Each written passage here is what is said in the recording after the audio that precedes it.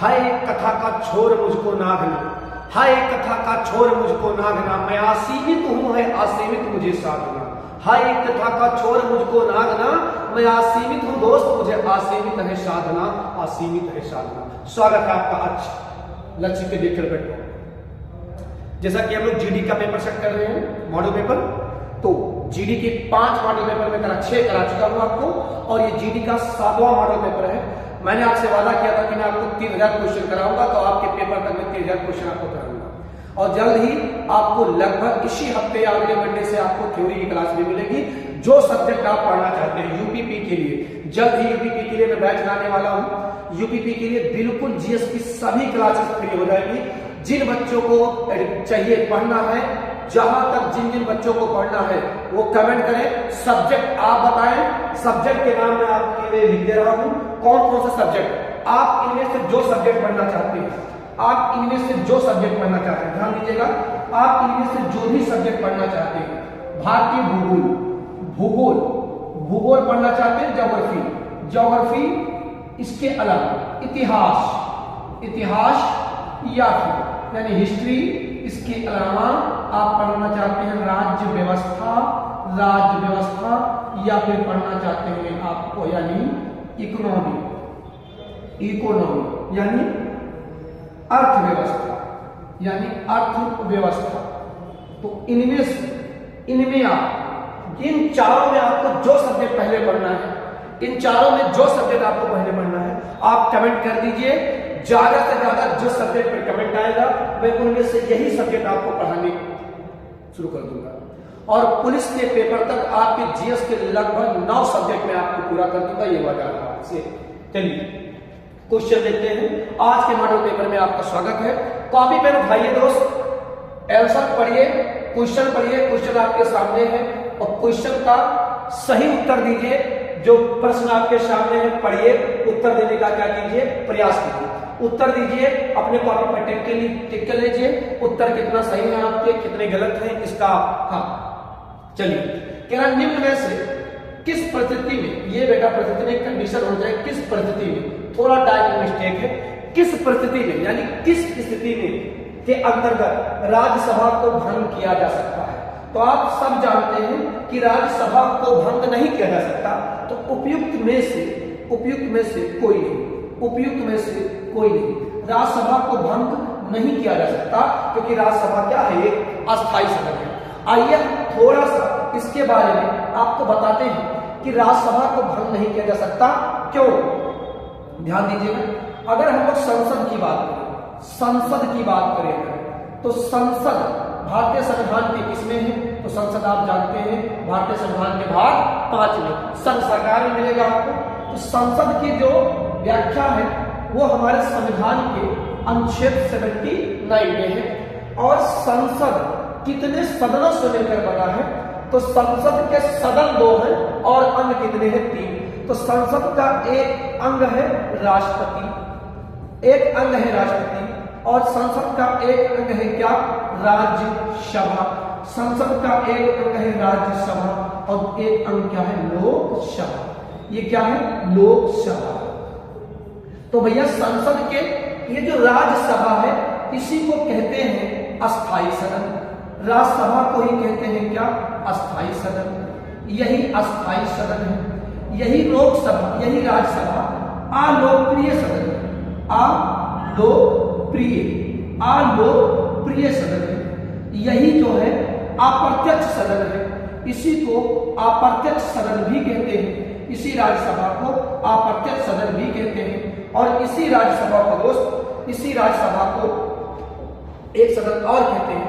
इसी राज्यसभा को एक नाम से और जानते हैं आप, इसी को आप जानते हैं क्या, निम्न सदन। इसी को आप जानते हैं किस नाम से, निम्न सदन। राज्यसभा का प्रावधान भारतीय संविधान के किस भाग में मिलेगा आपको, तो किस अनुच्छेद में मिलेगा आपको, अनुच्छेद 80। किस में मिलेगा, अनुच्छेद 80। तो अस्थायी सदन, अलोकप्रिय सदन, अप्रत्यक्ष सदन या निम्न सदन, अंग्रेजी में इसे आप लोअर हाउस कह सकते हैं।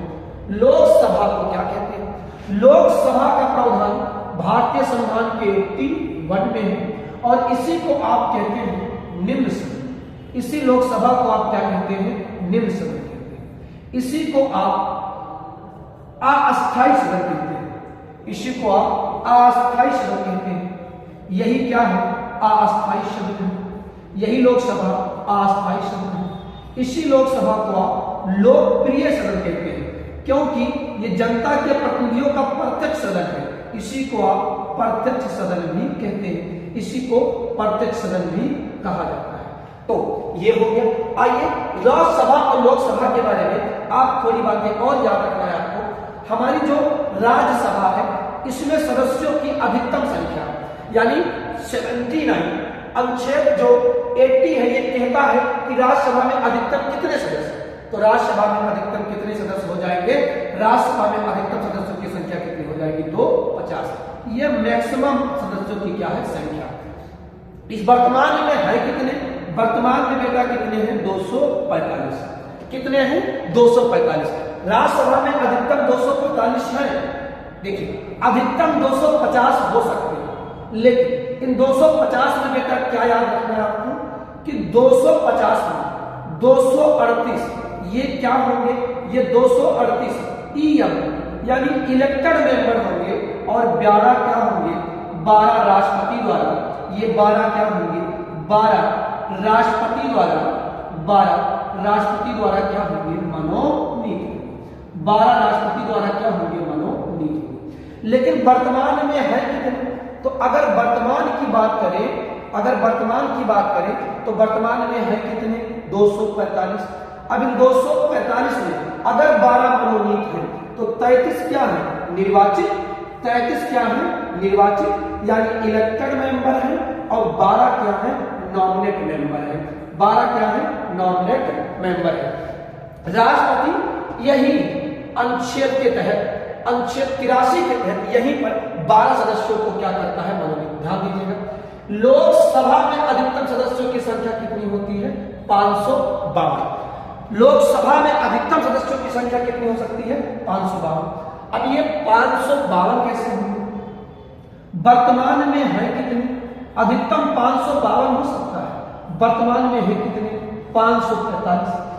इन 545 में इस 545 में 543 क्या है? निर्वाचित। 544 क्या है? निर्वाचित और 2 क्या है? मनोनीत। 2 क्या है? मनोनीत। बेटा एनएफ का मतलब है नॉमिनेट मेंबर है। 12 2 क्या है? मनोनीत। और इनको मनोनीत कौन करता है? इनको करता है राष्ट्रपति। किस अनुच्छेद के तहत इनको मनोनीत करता है? अनुच्छेद 331 के तहत। अनुच्छेद 331 के तहत इनको क्या करता है? मनोनीत करता है। ध्यान दीजिएगा बेटा, यही जो 1-2 सदस्य मनोनीत होते हैं यही क्या होते हैं? इन्हीं को आप जानते हैं। इन्हीं सदस्यों को आप जानते हैं क्या? इन्हीं सदस्यों 2 सदस्यों को आप कहते हैं एंग्लो इंडियन। एंग्लो इंडियन यही क्या होते हैं? Anglo Indian. लेकिन बेटा ध्यान दीजिएगा एंग्लो इंडियन को क्या काम कर दिया गया है? 104वां संविधान संशोधन किया गया है। 104वां संविधान संशोधन किया गया है और 104वां संविधान संशोधन के तहत दोस्तों 104वें संविधान संशोधन के तहत सन 2019 में क्या काम कर दिया गया है? एंग्लो इंडियन के पद को क्या कर दिया गया है? समाप्त कर दिया गया है। इनका जो आरक्षण था वो क्या हो चुका है? अब समाप्त हो चुका है। ध्यान दीजिएगा राज्य की विधानसभा में अनुच्छेद 331 के तहत अनुच्छेद 333 के तहत ये अनुच्छेद 333 के तहत राज्यपाल एक सदस्य को मनोनीत करता था। किसे? राज्यपाल एक सदस्य को क्या करता था? मनोनीत। कहां पर? विधानसभा में। कहां पर बेटा? विधानसभा में। लेकिन 104वां संविधान संशोधन के तहत ये भी क्या हो चुका है? समाप्त हो चुका है। कब? 2019 में हुआ है और ये लागू कब हुआ है? सन 2020 में। ये कब लागू हुआ है? सन 2020 में। ध्यान देंगे राज्यसभा के सदस्यों की आयु कितनी होनी चाहिए? 30 वर्ष और लोकसभा के सदस्यों की आयु कितनी होनी चाहिए? 25 वर्ष। लोकसभा के सदन का नेता कौन होता है? प्रधानमंत्री होता है। लोकसभा के सदन का नेता कौन होता है? प्रधानमंत्री। ध्यान दीजिएगा राज्यसभा का जो पदेन सभापति होता है, पदेन सभापति जो होता है ये कौन होता है? ये होता है कौन? उपराष्ट्रपति। ये कौन होता है बेटा? उपराष्ट्रपति होता है। और उपराष्ट्रपति राज्यसभा का प्रधान सभापति होता है किस अनुच्छेद के तहत? अनुच्छेद 64 के तहत। अनुच्छेद 64 के तहत ध्यान देना, उपराष्ट्रपति को जो वेतन मिलता है, वेतन वो किसके लिए मिलता है? राज्यसभा के सभापति के रूप में, राज्यसभा के सभापति के रूप में। आपको एक बात और ध्यान देना है, उपराष्ट्रपति राज्यसभा का सदस्य नहीं होता है। उपराष्ट्रपति राज्यसभा का सदस्य नहीं होता है। उपराष्ट्रपति राज्यसभा का सदस्य नहीं होता है, लेकिन फिर भी परंतु राज्यसभा का क्या होता है? सभापति होता है। तो आपसे सवाल क्या पूछेगा? सवाल कैसे पूछेगा? कहेगा कौन है जो अपने सदन का सदस्य नहीं है फिर भी, कौन है जो अपने सदन का सदस्य नहीं है फिर भी उसका क्या है? सभापति है। तो आप उत्तर क्या बताएंगे? उपराष्ट्रपति बताएंगे। ध्यान देना, राज्यसभा में एक उपसभापति भी होता है, तो एक उपसभापति भी होता है। और वर्तमान में उपसभापति कौन है? हरिवंश नारायण। ये क्या है? वर्तमान में राज्यसभा के उपसभापति हैं। ध्यान देना, लोकसभा में एक अध्यक्ष होता है और वर्तमान में जो अध्यक्ष है वो कौन है? ओम बिरला। ठीक है। इसके बाद वर्तमान में लोकसभा में कोई उपाध्यक्ष नहीं है। 2019 से लोकसभा में उपाध्यक्ष का पद क्या है? नहीं है। तो राज्यसभा एक अस्थायी सदन है जिसको भंग नहीं किया जा सकता। अगला सवाल सुनो, कह रहा है, सवाल देखिए, क्वेश्चन देखिए, ठीक से पढ़िए। तेरा राज्य के नीति निर्देशक सिद्धांतों में से किसमें अपनाया गया है? राज्य के नीति निर्देशक सिद्धांतों को निम्न में से किससे अपनाया गया था? किससे अपनाया गया था? तो बेटा याद कीजिएगा, इससे पहले वाले क्लास में मैंने बताया था, राज्य के नीति निर्देशक सिद्धांतों को दुनिया में सबसे पहले किसने अपनाया है? तो सबसे पहले अपनाया है किसने? इसको सबसे पहले अपनाया है स्पेन ने। किसे बेटा? स्पेन ने इसे सबसे पहले अपनाया है, यानी स्पेनिश संविधान। और स्पेन से किसने अपनाया है इसे? आयरलैंड। किसे अपनाया बेटा? आयरलैंड को ही क्या कहते हैं? आयरिश संविधान।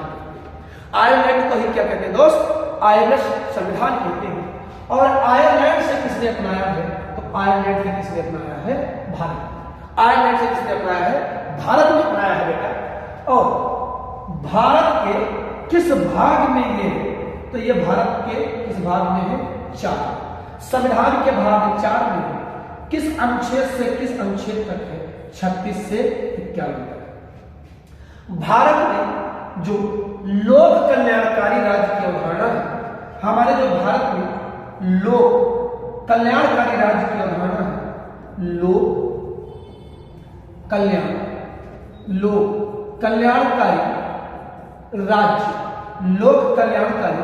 राज्य की स्थापना, लोक कल्याणकारी राज्य की स्थापना का जो प्रयास किया गया है वो किसमें किया गया है? वो डीपीएसपी में किया गया है। राज्य के नीति निर्देशक सिद्धांतों में ही किया गया है। ध्यान देना बेटा, फंडामेंटल राइट और डीपीएसपी में क्या मूलभूत अंतर है?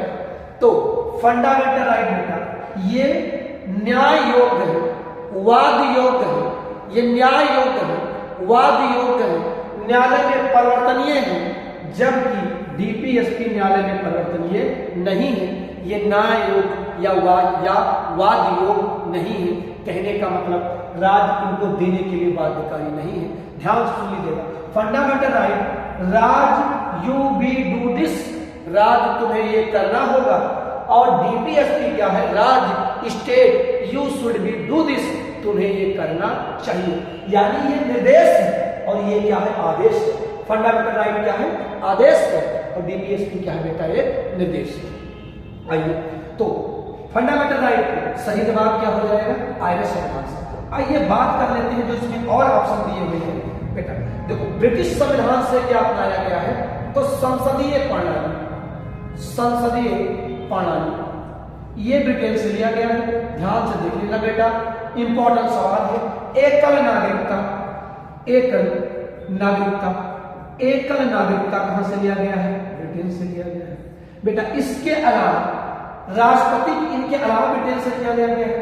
राष्ट्रपति, राष्ट्रपति की संवैधानिक, राष्ट्रपति की संवैधानिक स्थिति, संवैधानिक स्थिति।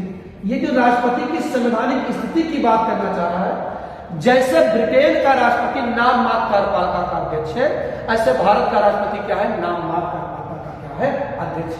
इसके अलावा बेटा क्या लिया गया है?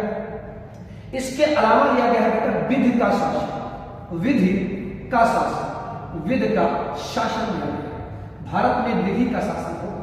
एविडाइस की विचारधारा है, विधि का शासन होगा भारत में। और ये कहां से लिया गया? ब्रिटेन से। संसदीय विशेषाधिकार, संसदीय विशेष, संसदीय विशेषाधिकार ये भी कहां से लिया गया है बेटा? ब्रिटेन से लिया गया है। इसके अलावा मंत्रिमंडलीय व्यवस्था, मंत्रिमंडलीय व्यवस्था ये भी कहां से लिया गया है? ये भी लिया गया कहां से? ब्रिटिश की संविधान से लिया गया है। ध्यान दे लीजिएगा, इसको ठीक से देख लीजिएगा। पेपर में आपके संवैधानिक स्रोत से सवाल अक्सर पूछे जाते हैं, इनको याद कर लीजिएगा। आइए अब बात करते हैं कि क्या लिखेंगे? स्वीडिश और यूएसए के संविधान से क्या लिया गया है? आइए देखते हैं। यूएसए के संविधान से पहले देख लेते हैं क्या लिया गया है। मूल अधिकार, मूल अधिकार, फंडामेंटल राइट कहां से लिए गए हैं? यूएसए से लिए गए। इनके अलावा भारत में न्यायिक पुनरावलोकन, मेरे समझ में जो सबसे इंपॉर्टेंट चीज है, अनुच्छेद 32 से कहते हैं जुडिशियल रिव्यू का, ये जो न्यायिक पुनरावलोकन है, न्यायिक पुनरावलोकन, न्यायिक पुनरावलोकन, जुडिशियल रिव्यू का प्रावधान यहीं से लिया गया है। ध्यान देना, राष्ट्रपति का निर्वाचन, राष्ट्रपति का निर्वाचन ये भी कहां से लिया गया है? अमेरिका से लिया गया है। राष्ट्रपति का निर्वाचन बेटा, राष्ट्रपति की निर्वाचन की प्रक्रिया आयरलैंड से, लेकिन राष्ट्रपति का निर्वाचन कहां से है? अमेरिका से है। इसके अलावा आपको यहां क्या करना है? संविधान की सर्वोच्चता, संविधान की सर्वोच्चता, संविधान की सर्वोच्चता, यानी भारत में संविधान की सर्वोच्चता होगी। न राष्ट्रपति सर्वोच्च होगा, न जनता सर्वोच्च होगी, न विधायिका सर्वोच्च है, न प्रधानमंत्री सर्वोच्च है, न न्यायपालिका सर्वोच्च है, संविधान सर्वोच्च है। क्या है? संविधान की क्या लिया गया है? सर्वोच्चता लिया गया है। ये भी कहां से लिया गया है? ये अमेरिका से लिया गया है। आपसे एक सवाल है जो आप कमेंट बॉक्स में बताएंगे, और वो ये है कि भारत में संसदीय प्रणाली जरूर लिया गया है, लेकिन भारत की संघात्मक व्यवस्था कहां से लिया गया है? इसका जवाब आपको कमेंट बॉक्स में देना है। चलिए, कह रहा प्रार्थना समाज का गठन किसने किया है? तो प्रार्थना समाज का गठन बेटा किया है किसने? आत्माराम पांडुरंग ने। आत्माराम पांडुरंग ने कहां पर किया था? तो ये किया था बेटा मुंबई में। कहां पर? मुंबई में। कहां पर? मुंबई में। आइए जान लेते हैं आत्माराम पांडुरंग ने कुछ और भी स्थापित किया था। तो आत्माराम पांडुरंग के बारे में अगर बात करें तो ध्यान दीजिएगा, इन्होंने बेटा एक तो प्रार्थना समाज की स्थापना की था, प्रार्थना समाज की स्थापना इन्होंने ही किया था। इनके अलावा परमहंस मंडली इसकी भी स्थापना इन्होंने ही किया था। लेकिन इनके साथ एक सहयोगी व्यक्ति शामिल थे, उनका नाम क्या है? बाल जयकर इनका नाम है। इनका थोड़ा नाम कुछ और था जो मैं आपको इतिहास पढ़ाते हुए बताऊंगा। ध्यान से सुनना। दयानंद सरस्वती, इन्होंने क्या स्थापित किया था? इन्होंने स्थापित किया था क्या? आर्य समाज। क्या बेटा? आर्य समाज। और इसी स्वामी दयानंद सरस्वती को एक चीज कहा जाता है भारत में, क्या? भारत का मार्टिन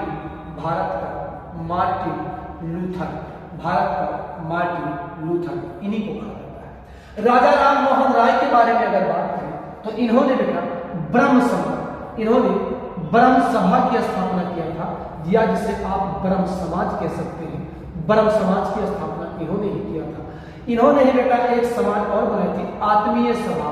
ध्यान देना, आत्मीय सभा दो व्यक्तियों की है।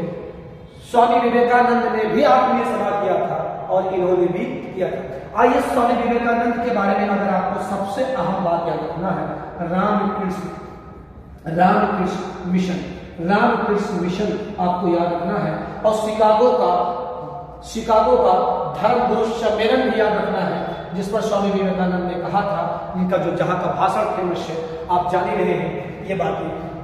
तो ये कुछ प्रार्थना समाज है, ये कुछ समाज है जिनको आपको क्या याद रखना है। ध्यान सुनो बेटा, राजा राम मोहन राय के बारे में बहुत सारी बातें आपको याद रखना है, जो अभी यहाँ पर इंपॉर्टेंट आपके जीडी के लिए है।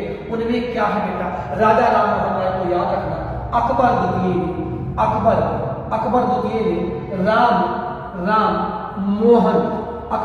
ने राम मोहन राय को क्या दिया था, राजा की उपाधि दिया था।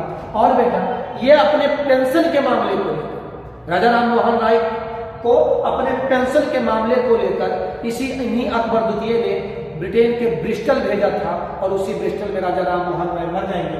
ध्यान से सुनना बेटा, राजा राम मोहन राय को भारत का आधुनिक पत्रकारिता का जनक, नवयुग का जनक, भविष्य और अतीत के बीच का पुल, और इन्हें कहा जाता है आधुनिक भारत का जनक, इन्हीं को कहा जाता है नवनिर्माण भारत का जनक, इन्हीं को बेटा क्या कहा जाता है, भारत का प्रथम आधुनिक व्यक्ति। ध्यान सुना, आज हम लोग जातवाद प्रथा का विरोध नहीं कर पाते हैं और हमारी मानसिकताएं जातवाद प्रथा पर है, और ये बेटा 19वीं सदी में अंतरजातीय विवाह का समर्थन कर रहे थे, ये सती प्रथा का विरोध कर रहे थे, स्त्री शिक्षा का समर्थन कर रहे थे राजा राम मोहन राय। वो जब हम पढ़ेंगे भारत में क्या धार्मिक सामाजिक सुधार आंदोलन जल्द में लेकर आने वाला हूं आपके लिए, मिडिवल और मॉडर्न इंडिया, और वहां पर मैं आपको पूरी चित्र दिखाने का प्रयास करूंगा। दोस्त बने रहे हमारे साथ। बस आपका समर्थन मिला तो मैं आपको पुलिस तक के सारे पेपर कराऊंगा, जितना ज्यादा हो सके आप बस सपोर्ट। एक से रिक्वेस्ट है, आप क्या करें, क्लास को जितना ज्यादा हो सके। अगले सवाल कह रहा सबसे, ये बेटा सासे नहीं होना चाहिए, यहाँ सबसे होना चाहिए बेटा। ये बस टाइपिंग मिस्टेक है। देखिए हमारे पास कोई बहुत बड़ी टीम नहीं है, अकेला इंसान हूं, तो ये सब अकेले कर रहा हूं, तो टाइपिंग में कुछ समय के अभाव के कारण हो सकता है कोई गलतियां होगी, तो मैं बता देता हूं। सबसे खतरनाक या सबसे खराब, तो यहां होना चाहिए था सबसे खराब वायु प्रदूषण उत्पन्न करने वाला पदार्थ है। तो याद रखना बेटा, SO2 सल्फर डाइऑक्साइड, ये सबसे खतरनाक प्रदूषण है, सबसे खराब वायु प्रदूषण है। कार्बन डाइऑक्साइड आप जान ही रहे हैं CO2 है, और कार्बन मोनोऑक्साइड भी आप जान रहे हैं CO, कार्बन मोनोऑक्साइड भी जान रहे हैं क्या, CO। कार्बन मोनोऑक्साइड कैसे निकलता है, तो कार्बन मोनोऑक्साइड याद रखना बेटा, ये जब बढ़ जाएगा तो आपको सांस लेने में दिक्कत होगी। क्यों दिक्कत होगी, ध्यान सुनना, ये अधूरे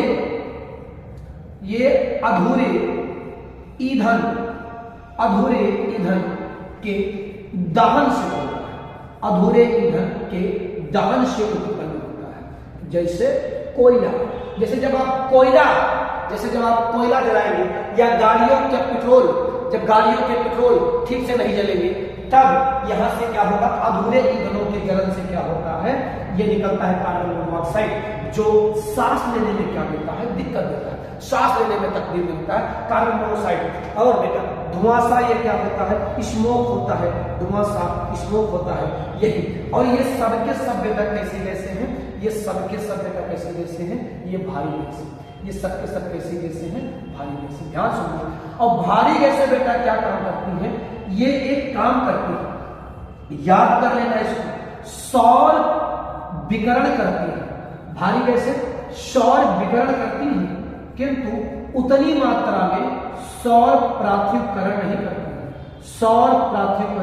नहीं करती है, और जिसके कारण ये क्या हो जाता है, इनके अलावा कोई भारी गैसों का नाम ले अगर आप, तो CFC भी यहां जोड़ सकते हैं, ये भी कैसी गैस है, भारी। तो ये क्या काम करते हैं, ये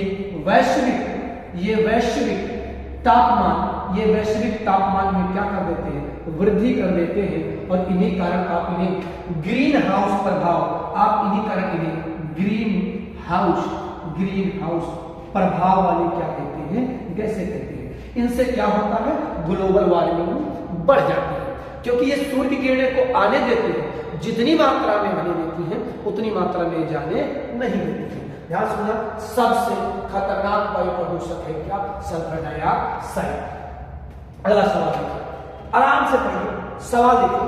तेरा नीति आयोग का पदेन अध्यक्ष कौन होता है, नीति आयोग का पदेन अध्यक्ष कौन होता है। तो आइए जान लेते हैं कि नीति आयोग आया क्या बेटा। नीति आयोग वही काम कर रहा है जो पहले योजना आयोग करता था। तो अगर हम लोग योजना आयोग की बात करें तो योजना आयोग की अगर स्थापना क्या बात किया जाए तो 15 मार्च 1950 को क्या हुआ, योजना आयोग की स्थापना हुई। और योजना आयोग का जो पदेन अध्यक्ष होता था, इसका जो पदेन अध्यक्ष जो होते हैं योजना आयोग के, वो कौन होते हैं, वो पीएम होते हैं। योजना आयोग में एक उपाध्यक्ष भी होता है। तो योजना आयोग के जो प्रथम उपाध्यक्ष थे वो कौन थे, वो थे गुलजारी लाल नंदा। रट्टा मान लीजिए बेटा, ये सब मोस्ट इंपॉर्टेंट क्वेश्चन है वनडे का। गुलजारी लाल नंदा क्या काम करता था योजना, तो योजना आयोग का जो कार्य था वो कार्य क्या था, वो क्या कार्य करता था, तो ये करता था पंचवर्षीय योजना का क्या निर्माण। इसके साथ ही क्या केंद्रीय ये क्या काम करता था, राज्यों को वित्त वितरण करना। एक सेंटेंस आपको बताने वाला हूं जो आपको बहुत जरूरी है। योजना आयोग को बंद क्यों किया गया, क्योंकि ये बेटा केंद्रीयकृत व्यवस्था की ओर झुका था। केंद्रीयकृत व्यवस्था की ओर झुका था।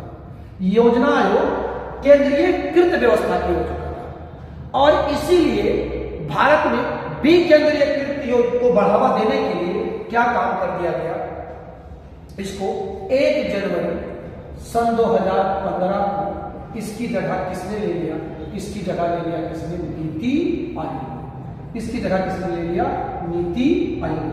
तो 1 जनवरी सन 2015 को योजना आयोग की जगह किसने ले लिया, नीति आयोग। अगर आप नीति आयोग के फुल फॉर्म की बात करेंगे तो ये क्या होगा, नेशनल नीति आयोग। अब ध्यान से सुनिए, नीति आयोग में अगर आप जब योजना आयोग का जगह ही नीति आयोग ने ले लिया है बेटा, जब योजना आयोग की जगह ही नीति आयोग ने ले लिया है, ध्यान सुनना, नेशनल, इसका फुल फॉर्म नेशनल इंस्टीट्यूशन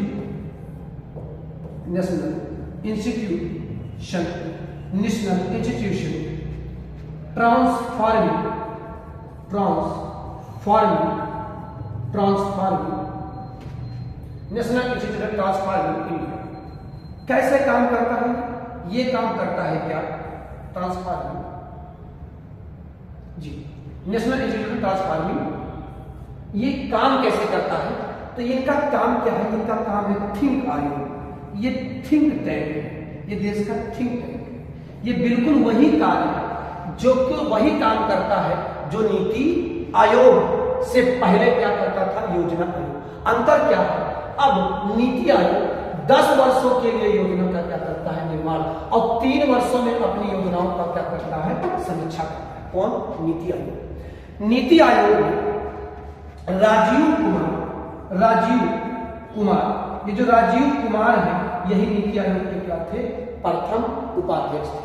यही नीति आयोग के प्रथम उपाध्यक्ष थे। तो बेटा नीति आयोग का जो पदेन अध्यक्ष होगा वो कौन होगा, कहीं पर लिखा होगा आपके ऑप्शन में, कौन, प्रधानमंत्री।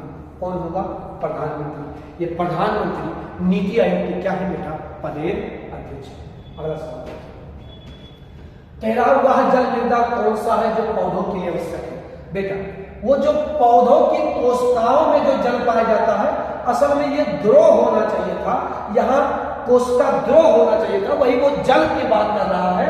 तो वह मृदा कौन सा है जो पौधों की कोशिका, पौधों के लिए आवश्यक है तो कोशिका जल, कोशिका जल जो है इसके लिए क्या है, आवश्यक है।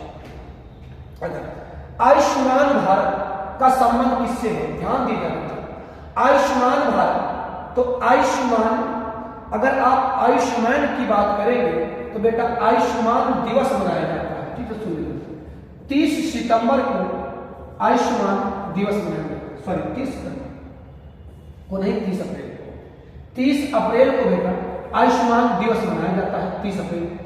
कब लागू हुआ है, सन 2018 में आयुष्मान भारत की शुरुआत हुआ है, सन 2018 में आयुष्मान भारत की शुरुआत हुआ है। किसने किया है, हमारे जो वित्त मंत्री थे वो कौन, अरुण जेटली, अरुण जेटली जी थे, इन्होंने किया था। क्या कारण है, प्रत्येक 10 करोड़ परिवारों को, 10 करोड़ परिवार को क्या काम किया जाएगा, 5 लाख का स्वास्थ्य बीमा दिया जाएगा। 10 करोड़ परिवारों को 5 लाख का प्रत्येक वर्ष क्या दिया जाएगा, स्वास्थ्य बीमा दिया जाएगा।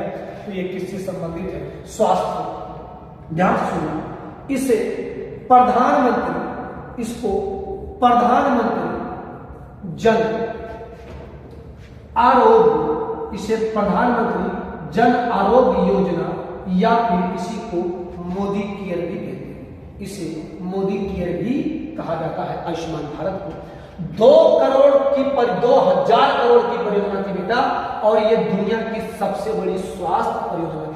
ये दुनिया की सबसे बड़ी क्या थी, स्वास्थ्य परियोजना थी। आगे सवाल सुनो, अगला सवाल, हर पेपर के, आपके पेपर के हर पहलुओं को मैंने छूने का प्रयास किया है। देखिए द व्हाइट टाइगर के लेखक कौन है, हर पेपर में आपको किताब समझना है। द व्हाइट टाइगर के लेखक कौन है, अरविंद अगड़िया। ये बेटा सन 2008 में प्रकाशित हुआ था, इसका प्रकाशन सन 2008 में प्रकाशित हुआ था। ये क्या है द व्हाइट टाइगर, तो द व्हाइट टाइगर एक उपन्यास है। ये क्या है, एक उपन्यास है। हर सेट में मैंने एक लेखक को शामिल किया है, एक पुस्तक को शामिल किया है। अगला सवाल देखिए, निम्न में से कौन एक ऑप्टिकल डिस्क नहीं है। बेटा ऑप्टिकल डिस्क क्या है, अगर आप ऑप्टिकल डिस्क की बात करेंगे तो बेटा ये एक सेकेंडरी मेमोरी होता है, ये एक सेकेंडरी मेमोरी होता है। और ये सेकेंडरी मेमोरी क्यों है, ये सेकेंडरी मेमोरी है, जैसे सीडी, जैसे पेन ड्राइव, कॉम्पैक्ट डिस्क, जैसे डीवीडी, ये ऑप्टिकल डिस्क होते हैं। ये ऑप्टिकल डिस्क होते हैं जो किस पर काम करते हैं, ये लेजर बीमा पर काम करते हैं। ये लेजर बीमा पर काम करते हैं। ऑप्टिकल डिस्क किसमें होते हैं बेटा, ये बाइनरी नंबर में होते हैं। ये किसमें होते हैं, बाइनरी नंबर में होते हैं। ध्यान सुनना, रोम बेटा लेकिन एक ऑप्टिकल डिस्क नहीं है, क्योंकि ये टेम्पररी मेमोरी होता है। रोम, अगर आप रोम की बात करेंगे तो रोम एक टेम्पररी मेमोरी होता है। रोम एक टेम्पररी मेमोरी होता है बेटा। रोम और रैम ये ऑप्टिकल डिस्क नहीं होते, टेम्पररी मेमोरी। ये सेकेंडरी मेमोरी है, सेकेंडरी मेमोरी होता है। तो इसमें कह रहा वर्म डिस्क जी है, जेड डिस्क है, सुपर डिस्क है, जिप बेटा, जिप डिस्क। जिप क्या होता है, ये जिप आप देखेंगे कहीं पर लगाने के लिए काम आता है, कि तार को जिप में कनेक्ट करने के लिए काम आता है। तो ये जिप डिस्क जो होता है ये ऑप्टिकल डिस्क नहीं होता है। नेक्स्ट सवाल कह रहा संविधान सभा ने प्रारूप समिति को स्वीकृत किया था। संविधान सभा ने प्रारूप समिति कब स्वीकृत किया गया, संविधान सभा ने प्रारूप समिति को कब स्वीकृत किया था। तो बेटा ये देखिएगा, इसका जो सवाल है ये सही जवाब होना चाहिए था 26 नवंबर 1949 को। असल में होना चाहिए था कि प्रारूप समिति ने संविधान की प्रारूप को कब स्वीकार किया था, तो 26 नवंबर 1949 को, क्योंकि इसी दिन बेटा क्या हुआ था, संविधान लागू हो गया था। अगर मैं आपसे संविधान सभा के बारे में विस्तृत चर्चा इससे पहले कर चुका हूं, अगर आपको संविधान सभा के बारे में चर्चा किया जाए तो संविधान सभा के बारे में आप जान रहे हैं। प्रारूप समिति के अध्यक्ष याद रखिएगा बी.आर. अम्बेडकर थे, और प्रारूप समिति में कितने सदस्य थे, 7 सदस्य। आइए थोड़ा से बात संविधान सभा के बारे में आपको बता देते हैं। संविधान सभा का गठन किसने किया था, तो 24 मार्च 1946 को एक मिशन आया था, जिसका नाम क्या है, कैबिनेट मिशन। जिसका नाम क्या है, कैबिनेट मिशन। इसका नाम क्या है, कैबिनेट मिशन है। जिसने क्या काम किया था? संविधान सभा का गठन किया था। कैसे किया था? इसने प्रति 10 लाख जनसंख्या, 10 लाख की जनसंख्या पर क्या काम किया था? 10 लाख की जनसंख्या पर एक प्रतिनिधि का क्या किया था? प्रावधान किया था। एक प्रतिनिधि का क्या किया था? प्रावधान किया था। तो समूचे भारत के लिए कितने प्रतिनिधि चुने गए थे? 389। और इन 389 में क्या काम किया गया था? इन 389 में 296 सदस्य ब्रिटिश भारत से तथा 93 सदस्य देशी रियासत थे। और इस ब्रिटिश भारत में 292 सदस्य बेटा 11 ब्रिटिश प्रांत से थे और 4 सदस्य चीफ ऑफ कमिश्नरी से थे। 4 सदस्य chief of commissionery, chief of commissionery, chief of commissionery से।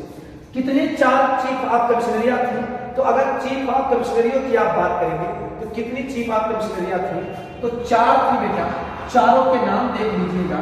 कौन था? अजमेर, अजमेर था, कुर्ग था, अजमेर था, कुर्ग था, दिल्ली था और बलूचिस्तान, और बलूचिस्तान, और बलूचिस्तान ये था। अब ध्यान देना, इस समिति ने क्या काम किया? इस आयोग ने क्या काम किया? जुलाई और अगस्त महीने में अप्रत्यक्ष चुनाव कराए, अप्रत्यक्ष निर्वाचन कराए। ध्यान से सुनना, हमारी संविधान सभा बेटा, हमारी संविधान सभा अप्रत्यक्ष रूप से बेटा निर्वाचित थी। अप्रत्यक्ष निर्वाचन कराया। कितने सीटों पर निर्वाचन कराया? तो 296 सीटों पर क्या कराया? निर्वाचन कराया। ध्यान से सुन लीजिएगा, क्योंकि देशी रियासतों को सीधा संविधान सभा में क्या किया जाएगा? बुलाया जाएगा। तो 296 सीटों में क्या काम किया गया? ये 296 सीटों में 208 सीटें किसी ने ली? कांग्रेस को। 70 किसे मिला? मुस्लिम लीग को। और 15 किसे मिला? अन्य, और 15 किसे मिला? अन्य। ठीक है, याद रख लीजिएगा इस बात को। अगला सवाल, संविधान सभा की बेटा, संविधान सभा की जो पहली बैठक हुआ वो 9 दिसंबर 1946 में। डॉक्टर सच्चिदानंद सिन्हा को इसी बैठक में क्या चुना गया? अस्थायी अध्यक्ष। इसके बाद आपको याद रखना है 11 दिसंबर 1946 को, ये दूसरी बैठक नहीं है, ये तीसरी बैठक है। 10 दिसंबर को दूसरी बैठक हुआ है। इसके बाद याद रखिएगा 13 दिसंबर 1946। ये 3 डेट आपको इसलिए याद रखना है, इसी दिन डॉक्टर सच्चिदानंद, डॉक्टर सच्चिदानंद, डॉक्टर सच्चिदानंद सिन्हा क्या चुने जाएंगे? संविधान सभा के अस्थायी अध्यक्ष चुने जाएंगे। और इस दिन डॉक्टर राजेंद्र प्रसाद संविधान सभा के अस्थायी अध्यक्ष, बीएन राव संवैधानिक सलाहकार तथा टीडी कृष्णाचारी और एस.सी. मुखर्जी संविधान सभा के उपाध्यक्ष चुने जाएंगे। और 13 दिसंबर को बेटा क्या होगा? पंडित नेहरू देश का प्रस्ताव लेकर आएंगे। याद रखिएगा 26 नवंबर 1949 को, 26 नवंबर 1949 को संविधान सभा द्वारा संविधान क्या कर दिया जाएगा? पारित कर दिया जाएगा।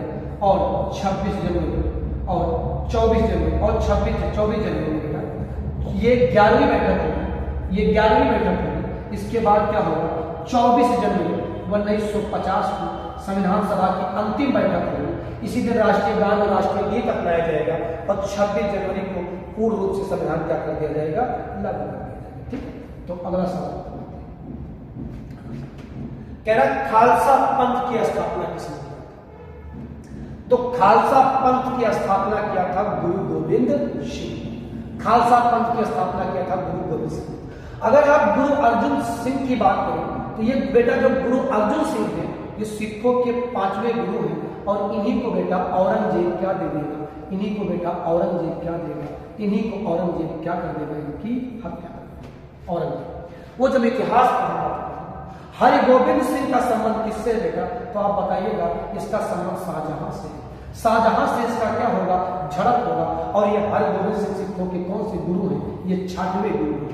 तेग बहादुर बेटा, तेग बहादुर सिखों के 9वें गुरु हैं और इन्हीं तेग बहादुर को दिल्ली के चांदनी चौक पर यही औरंगजेब क्या करेगा? कहेगा या तो इस्लाम कबूल करो या तो मरो, और इनको क्या दे देगा? फांसी दे देगा। आपको एक गुरु और याद रखना है जिनका नाम है बेटा रामदास, गुरु रामदास। ये सिखों के 4थे गुरु हैं और यही बेटा इन्हीं को बेटा अकबर 500 बीघा जमीन देगा और यही क्या करेंगे? अमृतसर शहर की क्या करेंगे? स्थापना करेंगे। और यही बेटा एक मंदिर बनाएंगे हरि मंदिर शाह, हर मंदिर शाह बनाएंगे और यही हर मंदिर साहब बच्चे जानते हैं हम स्वर्ण मंदिर के नाम से। लेकिन इसको पूरा कराएंगे कौन? अर्जुन देव। कौन पूरा कराएंगे? गुरु अर्जुन सिंह। ठीक है, आगे बात सुनो। तो ये रामदास जी अमृतसर शहर के क्या है? संस्थापक हैं, अकबर से संबंधित हैं। जब मैं पढ़ाऊंगा, इनके बेटे को अकबर ने 500 बीघा जमीन दिया था और इन्होंने ही अमृतसर शहर के क्या किया था? स्थापना किया था। आइए कह रहा भारत में वह व्यक्ति जिसे भारतीय मिसाइल प्रौद्योगिकी का पिता कहा जाता है। फेमस सा बात है, दुनिया बच्चा बच्चा जानता है हमारी मिसाइल में डॉक्टर एपीजे अब्दुल कलाम, भारत के मिसाइल में डॉक्टर एपीजे अब्दुल कलाम। ठीक है, आपसे सवाल है, एक सवाल कि डॉक्टर एपीजे अब्दुल कलाम रामेश्वरम में पैदा हुए थे। आपको बताना है रामेश्वरम किस द्वीप पर स्थित है? रामेश्वरम किस द्वीप पर स्थित है? तेरा ओजोन में होता है केवल ऑक्सीजन, हाइड्रोजन और कार्बन, ऑक्सीजन और कार्बन, ऑक्सीजन और नाइट्रोजन। बेटा ओजोन में होता है ऑक्सीजन और नाइट्रोजन। ओजोन में कहां पाया जाता है? तो ओजोन को मैंने आपको पहले बताया है।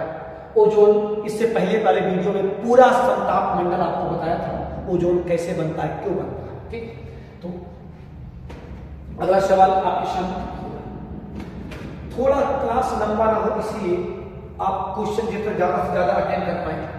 देखिए अगला सवाल देखिए, कह रहा निम्नलिखित में से वो कौन है जिन्हें विज्ञान की 2 शाखाओं में नोबेल पुरस्कार प्राप्त है? तो मैडम क्यूरी, इन्हें बेटा भौतिकी में भी नोबेल पुरस्कार प्राप्त है, इनको भौतिकी में भी मिला है और इनको रसायन में और इनको रसायन विज्ञान में भी मिला है। किनको? Madam Curie. अगला सवाल क्या? सुंदरबन जंगलों में, सुंदरबन के जंगलों को क्या कहा जाता है? तो बेटा सुंदरबन के जंगलों को क्या कहा जाता है? मैंग्रोव वन कहा जाता है। आइए दिखाते हैं ये भारत में कहां पाते हैं। तो अगर आप इनको देखोगे तो अगर आप भारत में कहां पाए जाते हैं? ये सदाबहार वन होते हैं। ये भारत के किस क्षेत्र में पाए जाते हैं? ये है बेटा एक ये वाला, यहां से बेटा एक नदी आएगी जिसका नाम क्या होगा? गंगा। ऐसे और बच्चे यहां से एक नदी आएगी कुछ ऐसे और जिसका नाम क्या होगा? यमुना। और ये गंगा यमुना का संगम जहां होगा ये क्या होगा? ये बांग्लादेश का एक शहर होगा, एक स्थान होगा चांदपुर। और इसी चांदपुर में बेटा क्या होगा? इन दोनों का संगम हो जाएगा और ये दोनों क्या बन जाएंगे? मेघना। और यही मेघना के नाम से क्या बनाएंगे? सुंदरबन डेल्टा। सुंदरबन डेल्टा। और ये सुंदरबन डेल्टा कहाँ मिलेगा आपको? ये मिलेगा पश्चिम बंगाल बेटा, पश्चिम बंगाल। और कहाँ पर? बांग्लादेश में। कहाँ पर? पश्चिम बंगाल और बांग्लादेश में मिलेगा ये सुंदरबन डेल्टा। गंगा और किसका संगम होगा?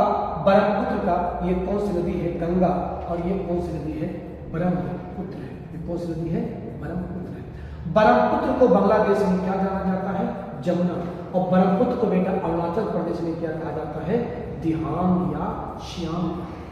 क्या कहा जाता है दोस्त? दिहांग या श्याम कहा जाता है। गंगा को बांग्लादेश में दोस्त क्या कहा जाता है? पद्मा कहा जाता है। क्या कहा जाता है?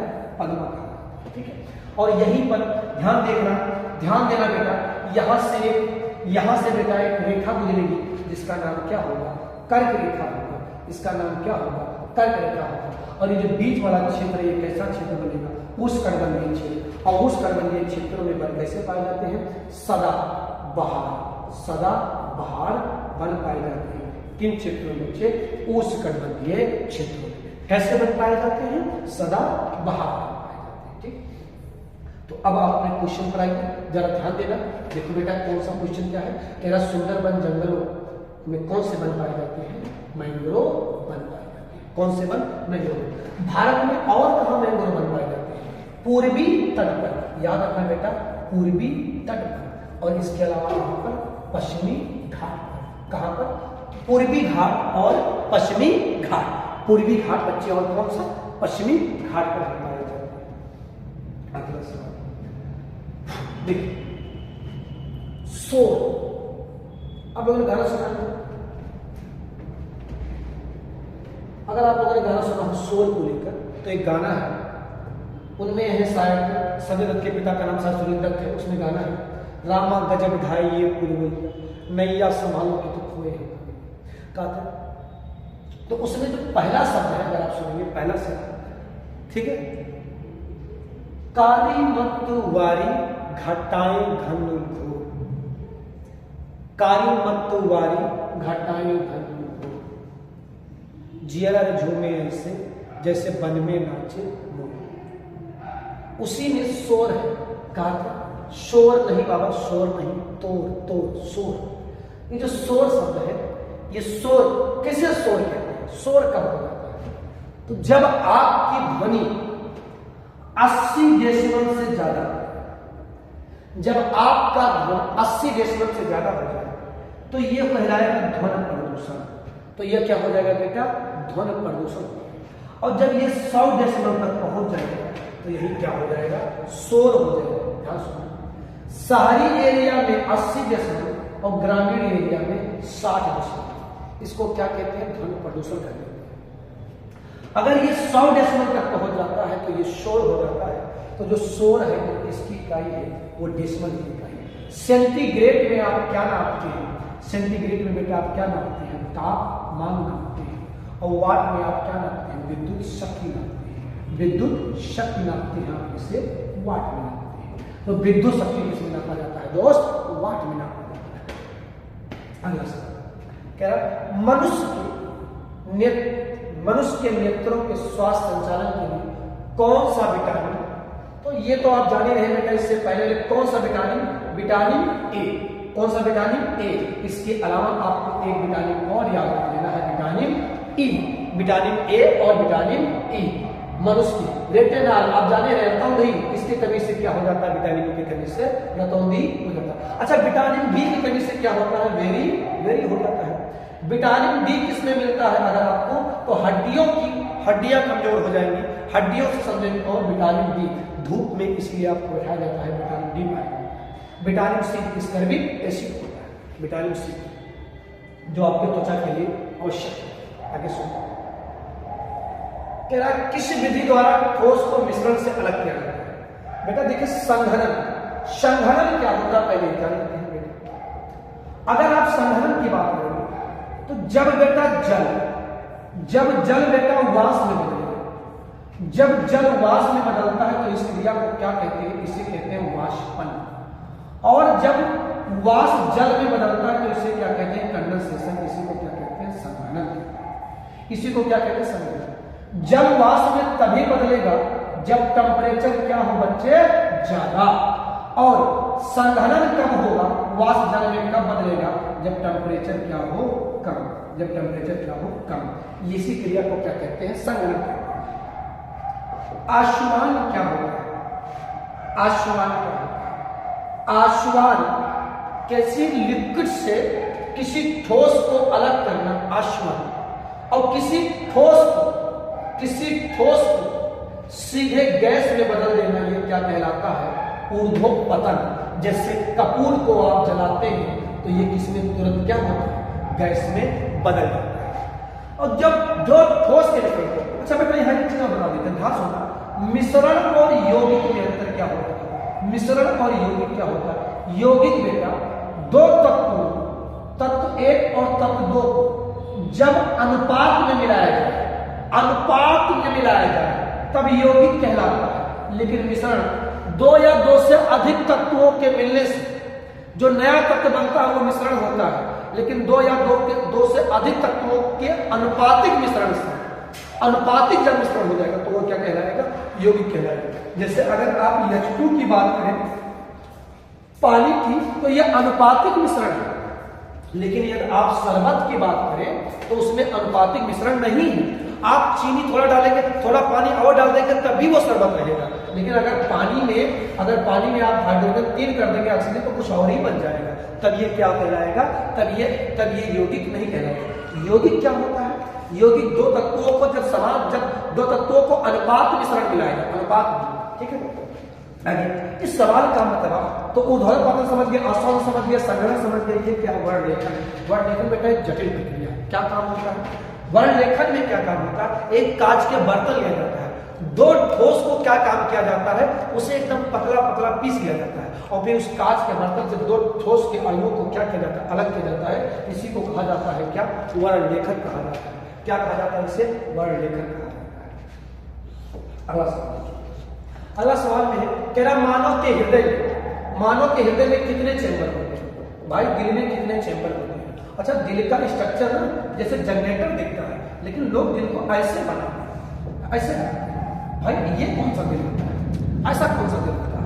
अब बिल्कुल दिलजले आ जाएंगे, वो क्या करो तो मार के बिचाव में तीर मार के उनमें खून गिरा देंगे, ऐसा ना घायल हो रहा।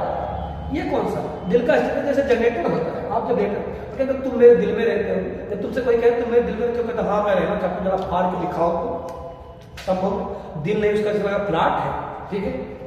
देखिए फीलिंगलेस चीज है, सारी फीलिंग डोपामाइन करता है, इसमें कोई फीलिंग नहीं है, फीलिंगलेस चीज है।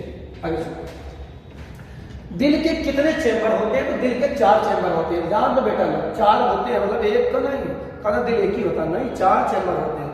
4 को दे सकते हो आराम से, एक दाएं वाला एक बायां वाला, और एक दाएं में 2 और एक बाएं में, दाएं और बाएं में 2-2 होते हैं। क्या कहते हैं इसे, 4 चैम्बर होते हैं। 2 को कहते हैं आर्मी और 2 को कहते हैं मियान। ये 2 होते हैं, ये 4 कितने, 4, 2 दाएं और 2 बाएं होते हैं। बायोलॉजी में आपको पढ़ाऊंगा, ध्यान से सुनिए, ये इसका सही जवाब क्या है, 4। हृदय में क्या होता है। अच्छा एक सवाल है, क्या सुनिए, हृदय कब आराम करता है। तो आप बताएंगे हृदय आराम करेगा तो कौन मर जाएगा, नहीं बेटा, हृदय आराम करता है 2 हृदय के बीच, हृदय आराम करता है 2 हृदयों के बीच हृदय आराम करता है। तो ये सवाल इससे पहले सीटेट के पेपर में आ चुका था। क्या सुनिए, तेरा प्रकाश विद्युत सेल बदलता है। तो अगर आप प्रकाश विद्युत सेल की बात करेंगे तो बेटा प्रकाश विद्युत सेल सोलर पैनल की बात कर रहा है। तो जो प्रकाश ऊर्जा है उसे विद्युत ऊर्जा में चेंज कर देता है बैटरी। यांत्रिक ऊर्जा को विद्युत ऊर्जा में कौन चेंज करता है, तो जनरेटर, डीजे वाले बाबू जरा डीजे बजा दे, जनरेटर वाले गाना नहीं, वो वाला जनरेटर का जो डायनो होता है वो क्या काम करता है, वो यांत्रिक ऊर्जा को विद्युत ऊर्जा में बदलता है। अब प्रकाश ऊर्जा को रसायन ऊर्जा में कौन बदलता है, तो बेटा जब सूर्य की किरणें से प्रकाश संश्लेषण होता है तो वो किसमें, रसायन ऊर्जा में, पौधों में क्या होती है, बदल जाती है। और ताप ऊर्जा को यांत्रिक ऊर्जा में कौन बदलता है, ताप कोयला, ताप ऊर्जा को यांत्रिक ऊर्जा, मशीनें, ताप ऊर्जा, मशीन जो नहीं होता मशीन, ये ताप ऊर्जा को क्या काम कर देता है, यांत्रिक ऊर्जा में बदल देता है। तो ये क्या है, प्रकाश विद्युत ऊर्जा, प्रकाश विद्युत सेल, प्रकाश विद्युत सेल सोलर सिस्टम की बात कर रहा है, वो क्या काम करता है, वो प्रकाश ऊर्जा को किसमें बदल देता है, विद्युत ऊर्जा में क्या कर देता है, बदल देता है। ये आज का अंतिम क्वेश्चन था, ये आज का बेटा अंतिम क्वेश्चन था। आपसे रिक्वेस्ट है, अगर आपको जल्द ही मैं आपके लिए टॉपिक लेकर आने वाला कोई सब्जेक्ट, फिर से मैं आपको बता दे रहा हूं, जो बच्चे क्लास लेट में ज्वाइन करें सुन ले, इनमें से आपको जो सब्जेक्ट पढ़ना है, जो सब्जेक्ट आप पढ़ना चाहते हैं, इतिहास, इतिहास, भूगोल, भूगोल, इतिहास, भूगोल, फिर ये पूरा हिंदी पट्टी वाले बच्चों के लिए क्लास है, ठीक सुनिए, इतिहास, भूगोल, इसके अलावा क्या, अर्थव्यवस्था, अर्थव्यवस्था, अर्थव्यवस्था के बाद आप पढ़ सकते हैं क्या, राज्य व्यवस्था, क्या, राज्य व्यवस्था पढ़ सकते हैं। तो इनमें से आपको जो टॉपिक पढ़ना हो, इतिहास, भूगोल, अर्थव्यवस्था या राज्य व्यवस्था, जो आप पढ़ना चाहते हैं, कमेंट बॉक्स ओपन कीजिए। जल्द से इसी मंडे से, आज ट्यूसडे है, इसी मंडे से बेटा मैं आपके लिए एक सब्जेक्ट इनमें से पढ़ाना चालू करूंगा और साथ में आपको जीडी का पेपर भी कराऊंगा। जीडी के 15 पेपर कराऊंगा, ये 7 पेपर आज आपके क्या हुए हैं, समाप्त हो चुके हैं। तब तक आप जितना ज्यादा आप हमको सपोर्ट करेंगे, जितना ज्यादा आप अपने हिस्से का प्यार हम तक पहुंचाएंगे, उतना ज्यादा हम अपने मेहनत करके आपको अपना ज्ञान या अपने और लोगों का ज्ञान जल्द आपको देंगे। जल्द ही हिंदी का प्रैक्टिशन एक नए टीचर लेकर आएंगे आपके सामने। और वो हिंदी का प्रैक्टिस कराएंगे आपको, मायाथा क्लास में कराएंगे और पूरी जीडी की हिंदी कराएंगे आपको, और ये गारंटी है कि जीडी उससे बाहर नहीं आएगा। अपने सब्जेक्ट के वो विशेषज्ञ हैं, ध्यान से दीजिएगा। तब तक आप क्या काम कीजिए, हमारे साथ जुड़े रहें और भाई चैनल को शेयर कर दो यार। अगर अच्छा लगा मेरा बना तो शेयर कर दो, ठीक है। अगर मैं आपके लिए कुछ कर रहा हूँ तो कुछ शेयर कर दो, ठीक है। लाइक वगैरह कर देना यार, हमको कुछ मोटिवेशन मिल जाएगा, हाँ ठीक है। तब तक अपना और अपना का खूब ख्याल रखें, मस्त रहो यार, स्वस्थ रहो, पढ़ो और इतना पढ़ो कि किताब मोटी हो जाए, नया नया आए मोटी हो जाए। बस कर यार, कितना पढ़ेगा, पढ़कर यार अलग करो, नौकरी लो, जाके कहीं घूमोगे ना, क्या उसे 10 बाय 10 के कमरे में जिंदगी डाली पड़ी हुई। चलिए तब तक ध्यान रखिए, धन्यवाद।